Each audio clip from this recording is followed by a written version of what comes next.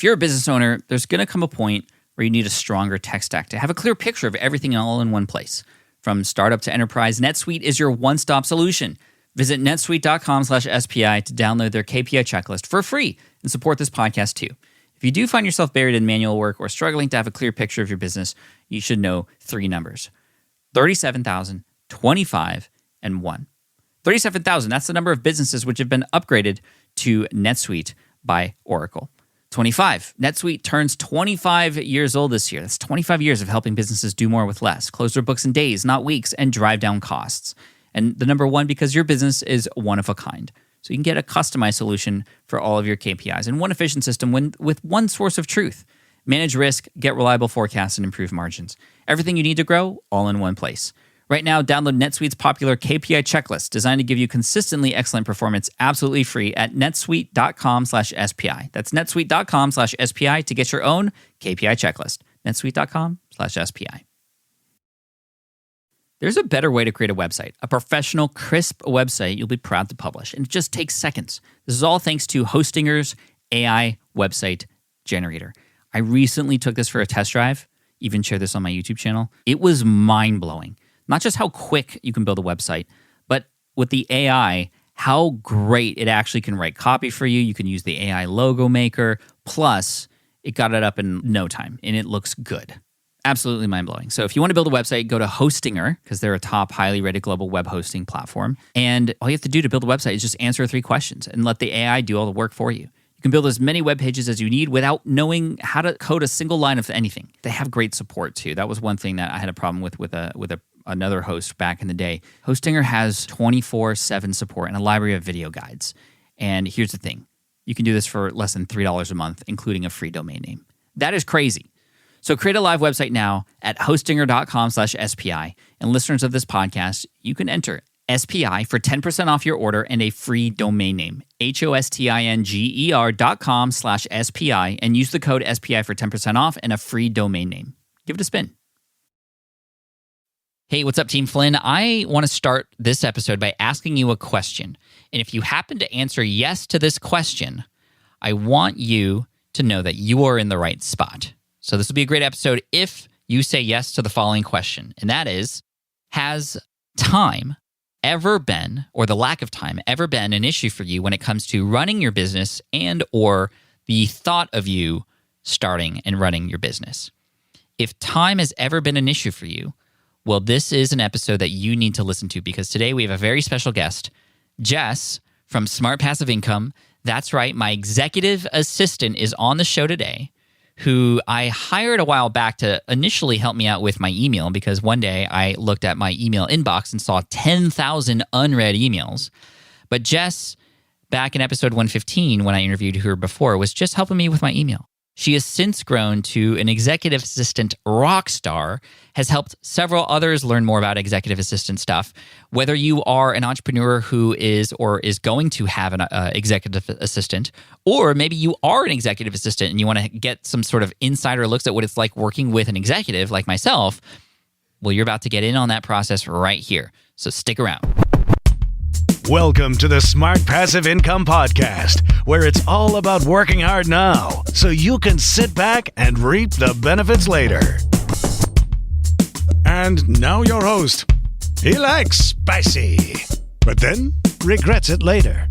Pat Flynn. Want to stop grinding through resumes and just meet your match already? Well, you can with Indeed. If you need to hire, you need Indeed. It's your matching and hiring platform with over 350 million global monthly visitors, according to Indeed data. Plus, their matching engine helps you find quality candidates fast.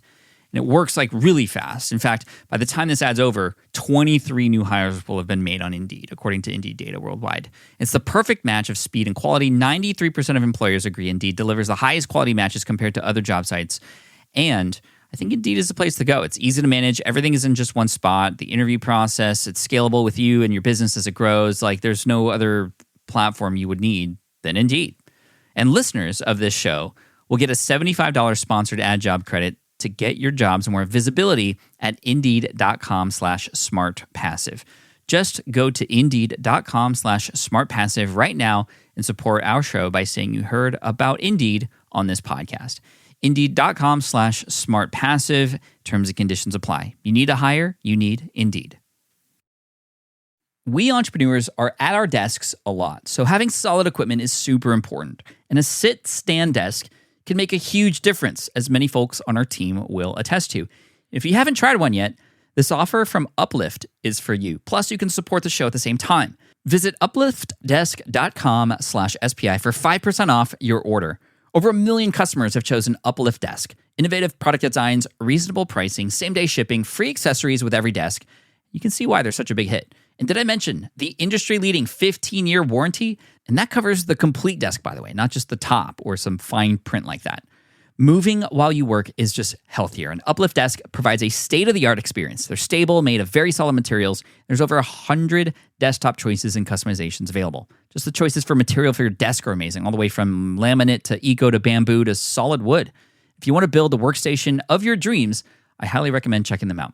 Go to upliftdesk.com/SPI for 5% off your order. That's UPLIFT desk.com/SPI to get 5% off your entire order.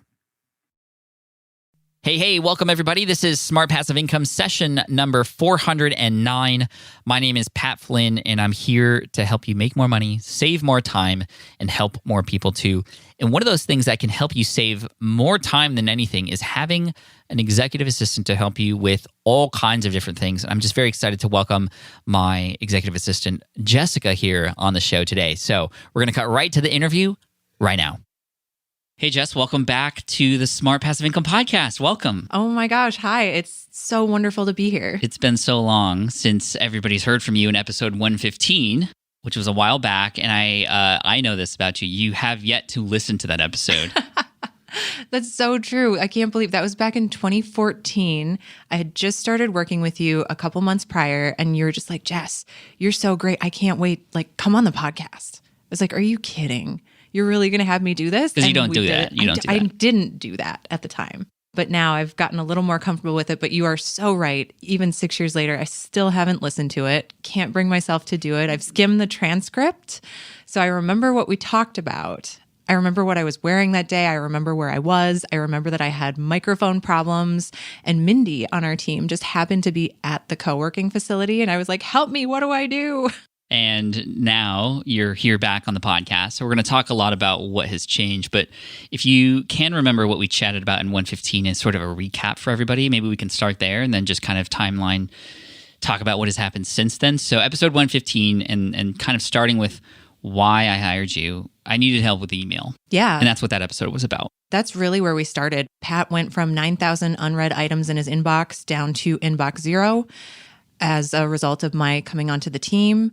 And it just, we talked about how to achieve inbox 0, what a big weight off of your shoulders it can really be to get email tamed, whether it's you personally doing the email or whether it's hiring someone else to take care of the email for you. Like, regardless of who's taking care of it, as long as it's being done and handled and people are getting their responses, it just frees up so much mental, physical, psychological energy for you to do everything else inside of your business. Can you remind people how bad it was when we first started working together? Oh my gosh. It literally was 9,000 unread items.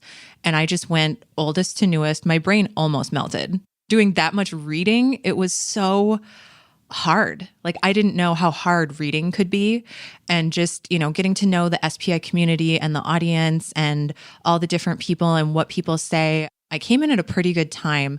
You had kind of given up on answering emails right around your birthday. So there were a ton of old, like, happy birthday, Pat kind of messages. There were a ton of Merry Christmas to you and your family. So lots of really, really nice, happy, wonderful, friendly people that I got to know by way of digging through the old archives in the inbox. And that was such a cool way to kind of get introduced, because I was just like, I came from a corporate environment. Like, nobody emails a staffing agency to say, hey, thanks so much. And people just went out of their way to tell you, happy birthday, thank you so much for how you've changed my life, Merry Christmas, Happy Thanksgiving. So it was really wonderful to come into this huge slew of just happy, positive, wonderful messages from everybody. How might a person, and we'll talk about this throughout this episode, but the experience of like hiring a VA, for example, to do that. It was great that you had access to all those emails to get a feel for my audience. How might somebody who hires a VA tomorrow help that person understand who is in the audience if they don't have that? What would be the best way for a VA to understand, like, who is it that we're really serving here? A really great way to do that is the executive, the person who's doing the hiring, really needs to make themselves available. Like, it's a big investment of your time, your effort, your energy at the get-go when you hire that person, whether it's a virtual assistant, executive assistant, whatever kind of person it is that's coming in to help you run your business more effectively and efficiently. You as the executive really have to make an investment of your time to be available to answer questions and that kind of thing. But then also, just giving your assistant access to any books or programs that you may have produced, but also any books, programs, tools, software that your assistant might need. Like, I remember my last corporate job, I had to beg for years to get Adobe, like to be able to create PDFs and, just do real basic office functions. It was too expensive. And so instead of, getting the Adobe program where they could have invested a couple $100, I had to spend, because this was years ago, this is over 10 years ago that I would have been at that job. And the amount of time that I spent creating PDFs and other things that Adobe can do in a roundabout way because they didn't want to spend the $200 was just maddening. So give your time, your resources, whatever they need, set them up for success because that can only help you. Okay. That's really helpful. We'll dig into that a little bit more, but let's keep going back to when you first started working with me. What were the big psychological things that we could recap that you helped me sort of get over to really help me get to Inbox Zero and start to feel comfortable again? Really, a lot of it was just you felt comfortable giving control over to me. I had originally started asking for delegate access, like, oh, hey, I don't really need to be in your inbox. That's fine. But it's kind of it's not full control and it's harder. It's more complicated to have delegated access than it is to have full access. And that's a big, leap of faith. It's showing a lot of trust in the other person to say, hey, here's my password to all my, email calendar, all that good stuff. Like, just dive right in. So just even on your part saying, I trust you to take this over. I trust that you're going to do good work with this, that you're not going to do anything damaging to me, my reputation, my audience, whoever that might be. Like, that's a big leap of trust. And then on top of that, we really got you over the psychological barrier of treating email like text messages. So that was something like you used to be, oh my gosh, an email just came in, ding, ding, ding. Your phone is bothering you all day long. And you're just like, oh, well, this person only sent me a thank you note, so I can respond to that later. But this person has a question. I really need to get back to them. But I also need to record this podcast episode. And I also need to prepare some slides for a talk. And I also need to do my book outline. But I really need to get back to that email. So just freeing you up from all of the demands that people had on your time. I thought that was really great. And setting you on a schedule for when to check your email. Like I said, I haven't listened to the episode, but you did say in the transcript that you, at the time we recorded it back in 2014, you were checking email 3 to 7 times a day. Now, when you started, you were checking 35 times a day. It was like 30 or 35 times a day. Yeah, you were like living in your inbox. So we've really got you out of that mode and into checking it on a schedule. Now that we're several years out, how often would you say that you check your email now? Not even once a day. Awesome. Thank you. That's fantastic. No, I love to hear that. Yeah. So tell everybody how we got here. How we got here is, just really telling Pat from the get-go, I'm like, okay, who needs an immediate response from you? Who are those people? You can name those people on one hand. Your wife, April, your family. Yeah, like your mom and dad. Those people have a direct line of access to you. They know where you live. They know your phone number. They know how to get a hold of you. April can just, hey, Pat, from the other room. She has a more direct line of access to you. But people who are emailing you something, even if it's, super urgent, I firmly believe that all of that can wait 24 to 72 business hours. Somebody emails you Friday afternoon, you don't really owe them a response until Tuesday or Wednesday. And you kind of get a sense of when it actually is a real emergency. And right. you let me know when those come up, and they're few and far between. They're few and far between, but it's a lot of practice. It's an ever-evolving thing. As I was reviewing the transcript from the last interview that we did, I was just like, wow, it doesn't feel like anything has changed, but a lot has changed, because we don't say, oh, well, this is how we did it when we first started working together, so this is how we're always going to do it. At the end of our weekly calls, I say, any other comments, questions, thoughts, concerns, like anything. The door is open, the table is here. Like, what do you have? What's working? What's not? What can we fix? What can we adjust? It's not even necessarily that things are broken, but maybe there are bottlenecks. Maybe there are just places that things are feeling stuck or, and both of us feel comfortable to come to the table and say, could we tweak this? Could we fix this? Like, this seems to have been working, but it's been 6 months. Is it really as efficient as it could be? Is there a different tool or software or something that we could be using? We're constantly evaluating and improving. I think another fun thing to talk about would be how we still get those urgent emails addressed now.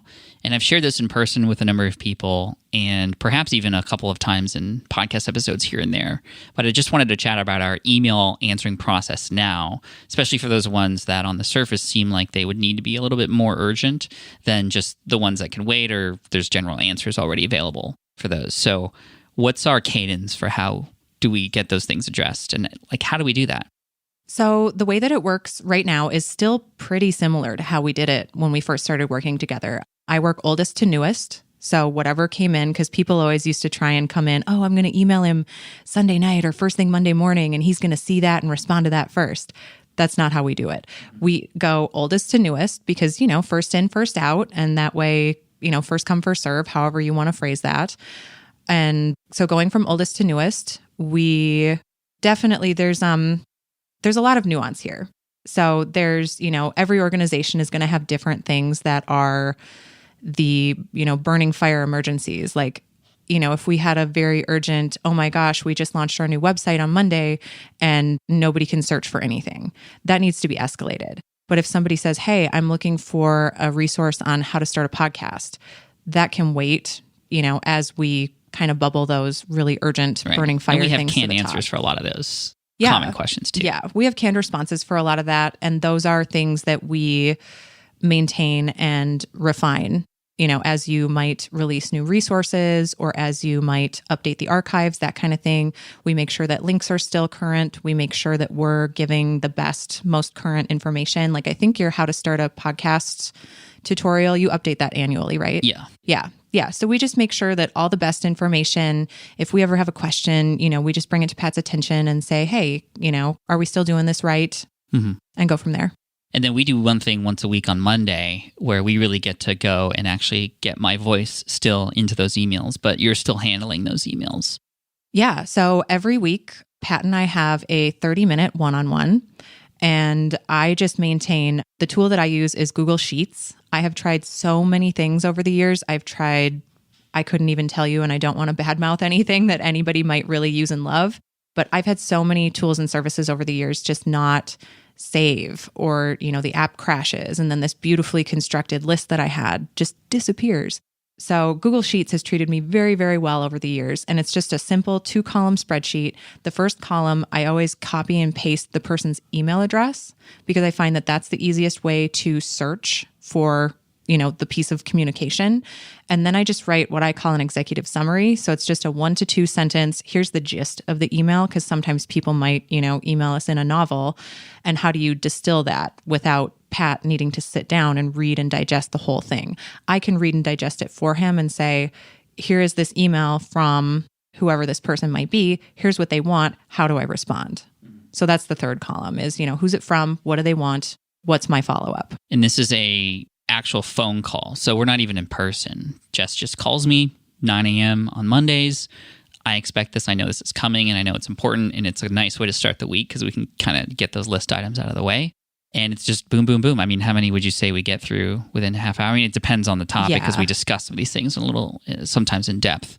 But we get through a lot. We get through a lot. It really depends on the week. So like some weeks, like this morning when we talked, my list was very short and we were done inside 15 minutes. But sometimes if my list is long, I'm like, hey, no time for small talk. Like we got to get through this. I've got 50 items on my list. And even during those 50 items, we might get through all of them in 30 minutes. That's, ambitious, but sometimes we do. But even while we're talking, I kind of refine my list Sunday night or Monday morning before we talk. And then I say, okay, here's the stuff that really has to get answered. So I'm even prioritizing as we talk.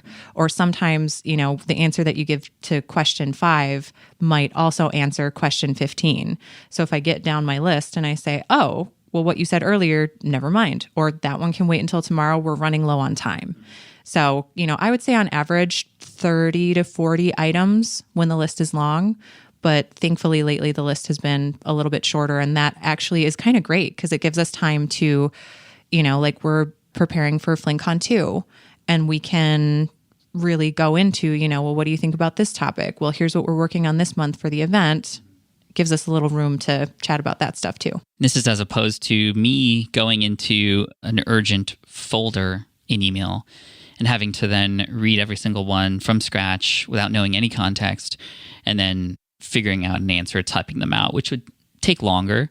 So Jess does a lot of the hard work for me up front to filter which emails do I need to see. And then instead of me still going in there and actually answering them by typing it out, Jess and we discuss it. I give her an answer. Then what do you do after I give you an answer, for example? After you give me an answer, I never answer an email pretending to be Pat. I never say, oh yeah, hey, Pat here, because a couple of things. You and I have very different written voices. I learned how to type on a typewriter, so I still double space, even though that's probably, a crime to a lot of people.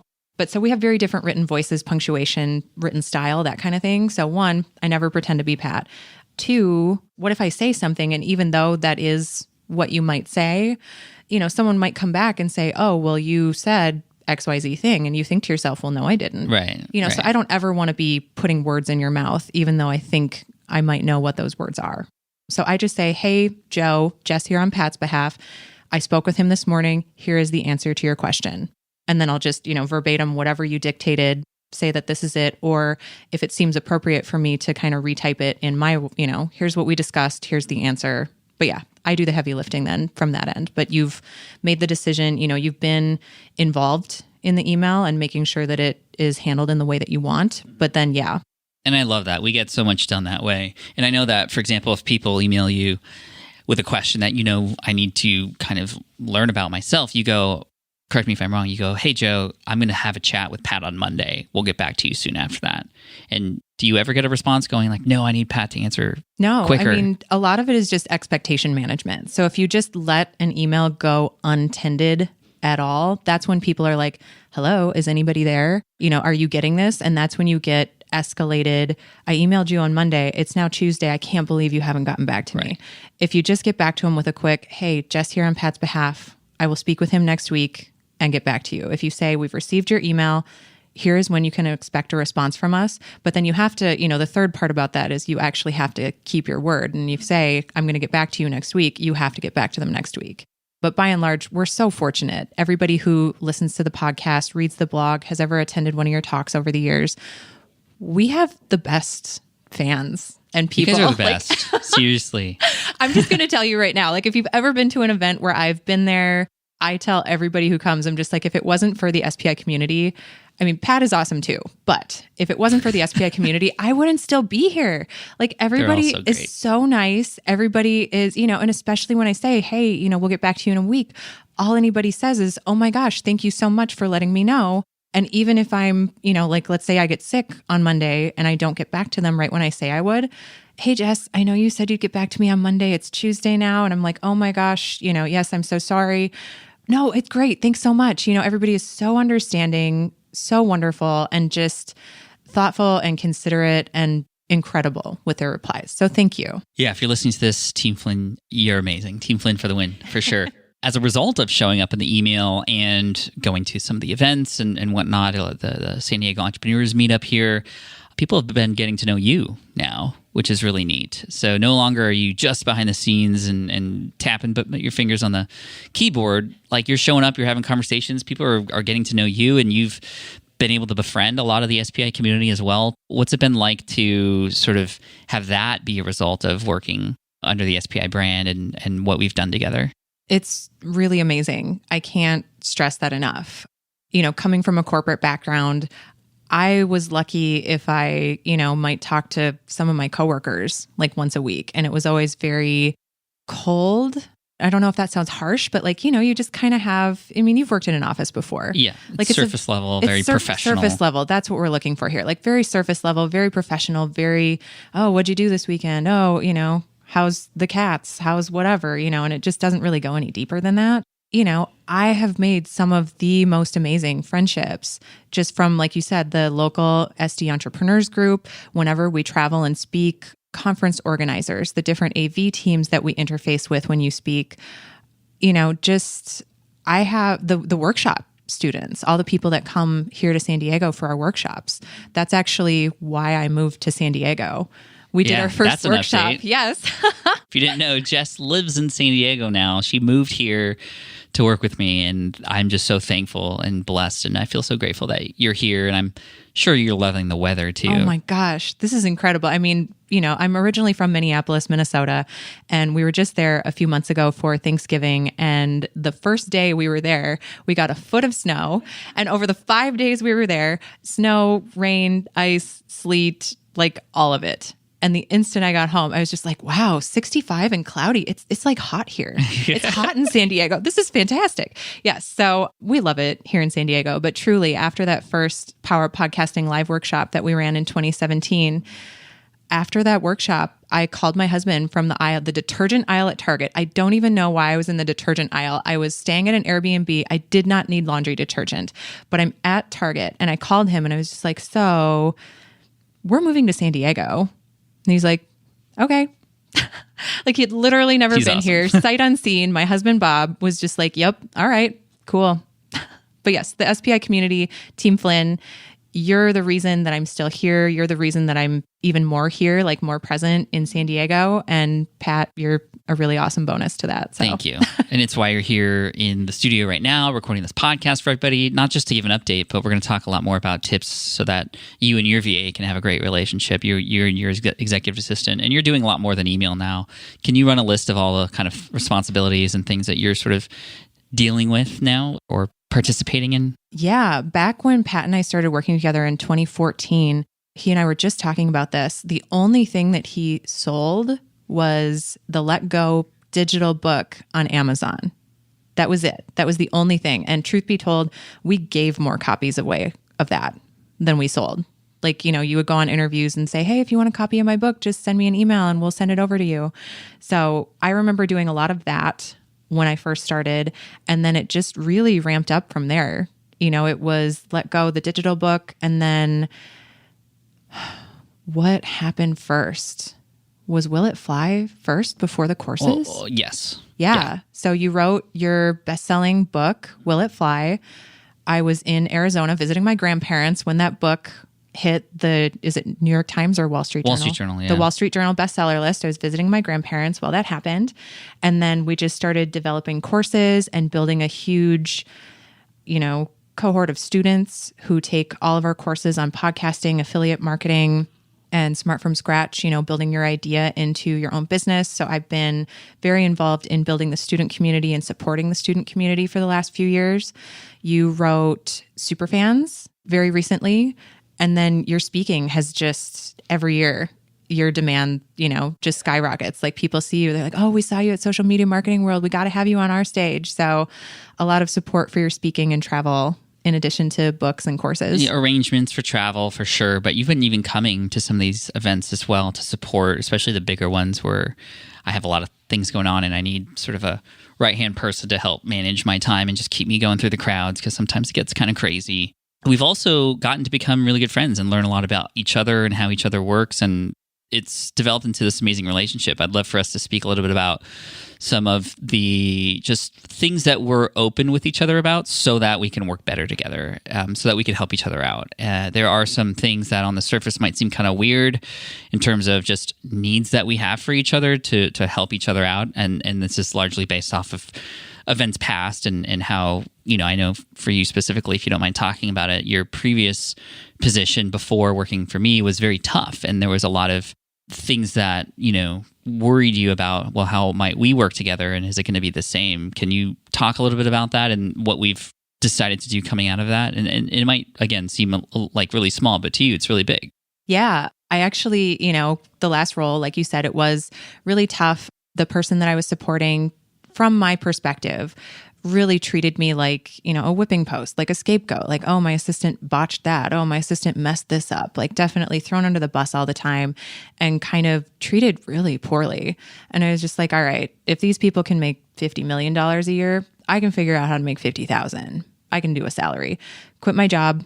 Somehow, just a chance encounter, got hooked up with Pat, and we've been working together ever since. And I remember probably 6 months to a year in, like you had really started traveling more, and you would always ask me, and you weren't like rude or, demanding or anything, but you're just like, hey, you promised you'd make me this itinerary for my travel. You said that's something that you can do and it would be really helpful. I would love to see all my stuff in one place.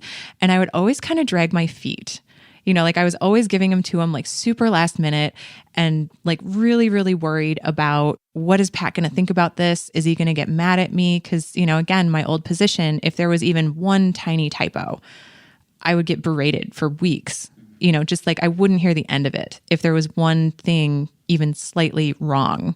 So it kind of translated into working with you. I was like really scared. Like, what is he going to think about this itinerary that I'm going to give him? Like, is he going to think it's okay? Is he going to think it's horrible? What if I make a mistake? Oh my gosh.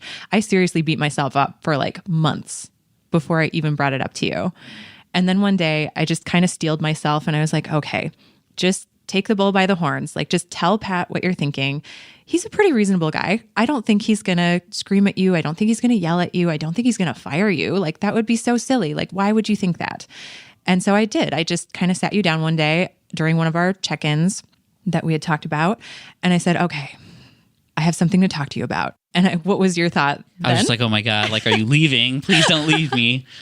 No. So I'm like super serious. I'm like, okay, we have to talk, and that's like never a good thing when somebody gives you that blanket. Right. We have to talk. Or it's like, what did I do? Like, I'm going through our previous interactions to go, did I say something or did I miss something? Did I, all that kind of stuff. But you were just very open and honest with me. Yeah. And from my perspective, I thought my voice was shaking. I thought I was like talking super loud. I thought I was asking for too much.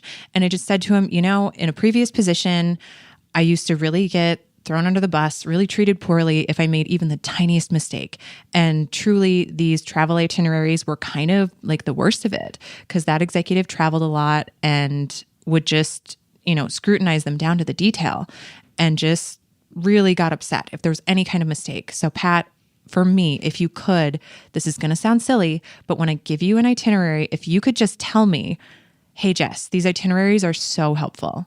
Oh my gosh, April loves these itineraries. I can print a copy and leave it at home, and April knows exactly what I'm up to, where I'm at if she needs to get a hold of me.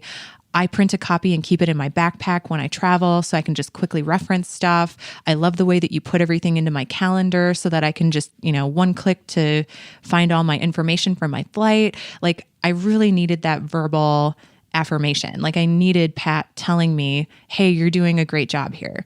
Like, words of affirmation is not really my love language for most things in my life. But for this one specific thing, I was just like, okay, this gives me so much anxiety.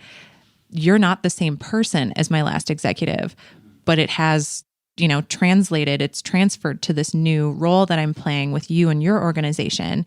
So this is how I think I could fix it. This is what would fix it for me. Like, if you told me how great they are, how helpful they are, even if you don't mean it, I don't care. Just tell me, and that will hopefully help me kind of feel more confident about that one area for such a small thing.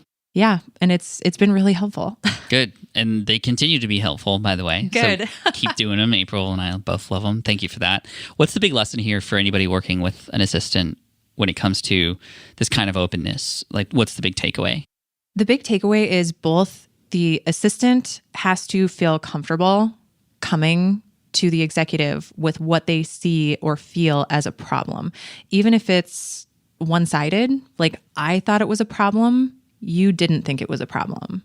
I don't think. No, but I listened. Right. And I acknowledged, and I want to support you. Yeah. Right. And so what did that do for the rest of the things, knowing that, I was there and I heard you and, I was going to do that for you?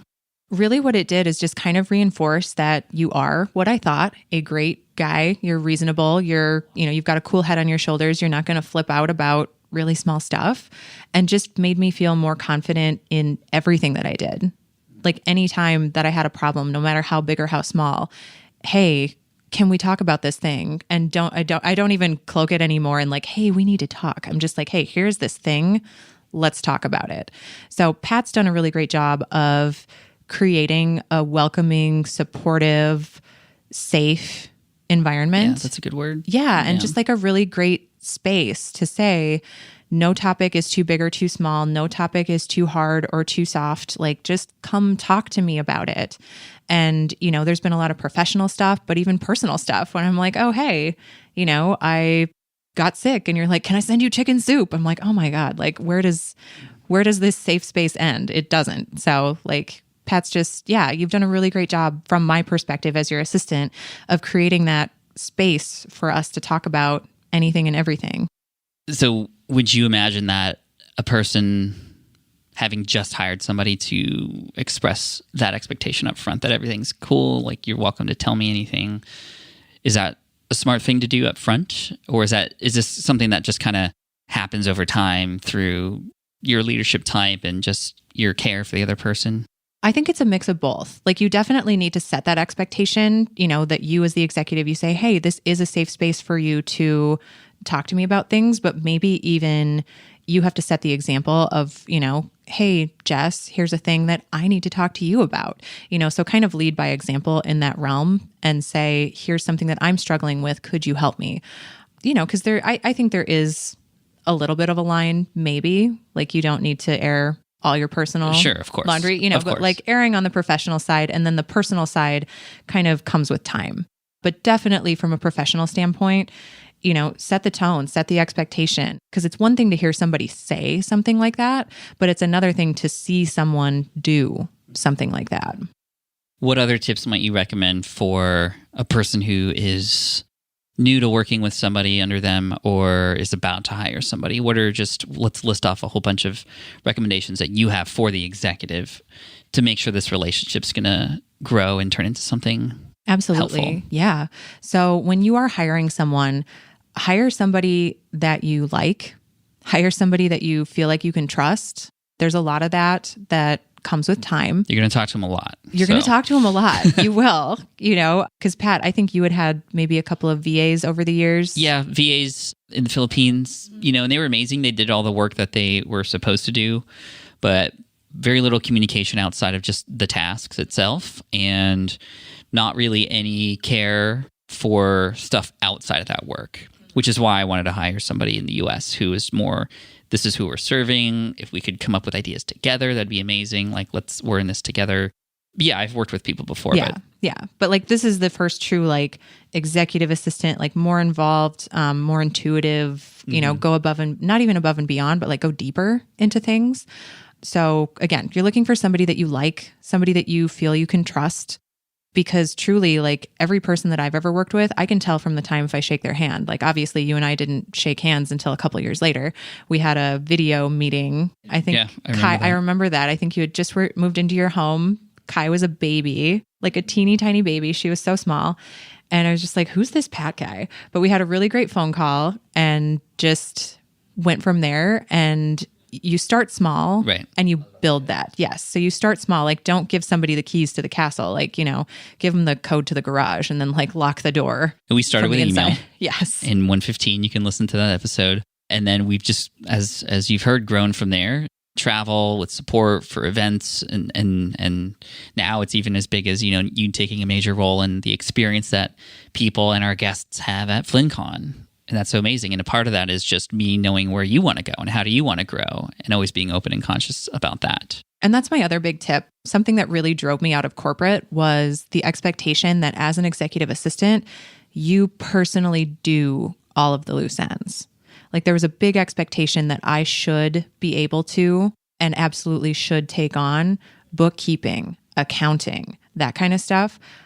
I am not good at that kind of stuff at all. I can find you and hire you and manage a bookkeeper, an accountant, that kind of thing, but I can't do that work for you. So really just respecting your assistants' boundaries, skills, you know, lean into their skills. Like, don't try to force a square peg into a round hole. Yeah. And then tips for perhaps the assistant that's listening to this that you might have to help them not just serve their executive, but also remain happy and thrive and do good work. Yeah, for the executive assistant, virtual assistant, anybody in an assistant type role, receptionist, administrative assistant, whatever your title might fall to, take care of you. That's probably the biggest thing that I've learned over the last 5-6 years is taking care of me enables me to take better care of you. What do you mean by taking care of yourself? Taking care of yourself means eat better, exercise more. I gave up wearing high heels years ago. Like I only wear flats because I'm walking, at a conference, I might walk 10 miles inside of a convention center. I'm not doing that in high heels. Every day of FlynnCon, I took an Epsom salt bath every night. Even though I was only averaging like 6 hours of sleep, one of those hours was like, okay, go back to the hotel room, take a bath, relax, like take care of your body. Take care of your body and your person before you can take care of somebody else. So that's the biggest thing that I would really offer to any assistant is make sure that you're being taken care of. Don't be afraid when you're interviewing. Ask questions. Research the person that you're going to be working with, the company you're going to be working at. That was always something when I was like interviewing, you get to that awkward, do you have any questions? And I'm like, no, I guess, when do I start? What's my salary? No, like have some really good, thoughtful, kind of don't be afraid to show your personality a little bit when you're meeting with that person for the first time. Show that you did a little bit of research and that you're interested in whatever the topic is that the person is involved in, and have good boundaries. That was something when you and I started, I'm just like, hey, I'm available like 9 a.m. to like 6 p.m. But after that, because I was a contractor, I was just like, if you bug me, at like midnight central, I'm going to charge you double. Like, I'm not even joking. But it was really great to kind of set those expectations and boundaries from the get-go because Pat very, very rarely would bother me for something. And I don't think it even was like, oh no, I can't afford to bother her. It was just like, no, Jess is... she's at home, it's family time, she's on vacation, like that kind of thing. Like just really set and respect those boundaries from the get-go because it's way too easy. A personal assistant, executive assistant, it's a role that blurs the lines between professional and personal needs sometimes. And if you set those expectations up front, it's easier for both you and your executive to respect and maintain them. How would you recommend an assistant who is feeling a little worried about how the executive may be feeling about the work that they do? Maybe they are unsure of whether or not they're doing a good job and they haven't gotten any good feedback and just they're starting to feel a little bit of anxiety. How might you recommend an assistant sort of figure that out or approach the person they're working for? Definitely take stock of the person that you're working with. How do they like to be approached? When do they like to be approached? And then speak their language. That's something that most assistants are really great at, is being adaptable to different communication styles. So if your executive really likes, a latte first thing in the morning, pick a time and you say, hey, Pat, you and I need, I'm going to make you this latte and then we're going to sit down and chat. Or if the person is very no nonsense, no BS, you can just sit them down and say, hey, I'm having questions about this. Can we talk about it? So really it's what I'm looking for here is you need to know yourself fairly well, but you also need to know your executive so that you can kind of meet in the middle.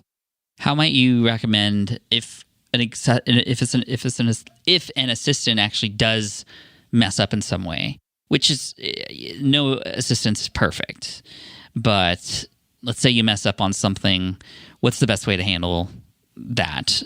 I love that question. The best way to handle that is own up to the fact that you messed up. Just say, hey, I will be the first person. I want to tell you before you find out that I messed up. Or if, the executive does find out first, just say, yep, that was me. Yep, I messed that up. How can we be better going forward? What can we do? Here's where I think the communication breakdown was. Here's where I think, something slipped through the cracks. Maybe is that the executive saying that or the assistant saying that? The executive assistant. Like the executive assistant needs to own whatever the mistake was. And then kind of say, okay, you missed your connecting flight. What happened? And it's not even to throw anybody under the bus. It's not to point fingers or, put blame on someone's shoulders. It's how can we be better? How can we do this differently next time so that it doesn't happen again? Right. And that's the big thing. I think a lot of people are just wanting to make sure is that the mistakes don't continue to happen. Mm-hmm. But hopefully most level-headed people will understand that nobody's perfect. And as long as the person sort of owns up to their mistake, we can improve and make things better for the next time. Man, it's been great catching up, Jess. It's been a lot of fun, and I hope this has been fun for you listening to see just how much Jess has grown in the company, well-deserved, obviously, and how much more she's going to be showing up in the future for all of you. You've likely gotten to know her via email. You've gotten to know her now here on the podcast. And hopefully, if you haven't yet done so, you'll be able to meet her in person, maybe at FlynnCon or some other event in the future. And any final words of advice for those listening? Really just know, as an executive assistant, you are doing such a great job. Like, you move mountains every single day, and you're doing amazing work that enables your executive so important to do what they do best. Yes. And I think executive assistants are largely underappreciated. Like, whatever your love language might be, I'm sure that all of you love hearing that you're doing a great job. Let me be the first person today to tell you, you are doing such a great job. Like, every single day that you show up to work, every single day that your executive is out doing what they do, you are such a big part of making that happen. And it's so important, and you're wonderful. And I just love you all. And if you have an assistant and they're not listening to this, but you know that they are doing great work for you, now would be a good time to just let them know and recognize that if you haven't done so already. Thanks, Jess. Appreciate you being here. All right. I hope you enjoyed listening to Jess here on the podcast, and to consider just where she was in episode 115 and still having not listened to that episode. I think, Jess, I know maybe you're going to listen to this, but you're a rock star. Thank you so much for what you do for me. And I know a lot of people have come up to you to say the same thing. But hopefully this is a helpful episode for you, the entrepreneur, or you, the executive assistant who is helping an entrepreneur. And I just know this is so insightful. So Jess, you're awesome. Thank you so much. If you've gotten value from the show, let me know on Instagram or Twitter @PatFlynn. I want to hear what you think. And then finally, you can check out the show notes and links to things that we mentioned at smartpassiveincome.com/session409. Once again, smartpassiveincome.com/session409. On behalf of myself and Jess, just thank you so much for listening in, being a part of Team Flynn, for subscribing to the show. And as always, Team Flynn for the win. Peace. Thanks for listening to the Smart Passive Income Podcast at www.smartpassiveincome.com.